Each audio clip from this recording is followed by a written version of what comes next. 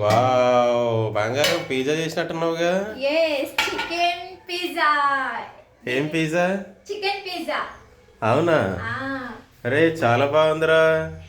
ఈ చికెన్ పిజ్జాలో ఏమేమి చేసింది చూడు మమ్మీ బంగారం. ఫస్ట్ కొన్ని వాటర్ గోరువెచ్చ చేసుకొని అందులో 1 స్పూన్ షుగర్ 1 స్పూన్ ఈస్ట్ వేసుకొని ఒక 10 నిమిషాల పాటు పక్కన పెట్టేసుకోవాలి. అది ఈస్ట్ యాక్టివేట్ అయిన తర్వాత 3 కప్పుల మైదా పిండిని దాంట్లో వేసి కలుపుకొని చపాతీ పిండి లాగా కలుపుకోవాలన్నట్టు.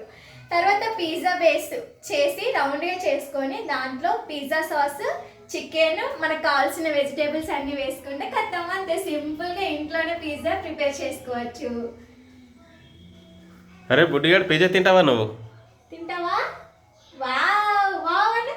ఓ చాలా బాగుందిరా పిజ్జా. వావ్, చికెన్ పిజ్జా ఇంట్లోనే మనం రెడీ చేసుకున్నాం. Super super super. సో బయట చేసుకునే బదులు ఇంట్లోనే సింపుల్గా ఈజీగా చేసుకోవచ్చు అండి, చాలా బాగుంటుంది.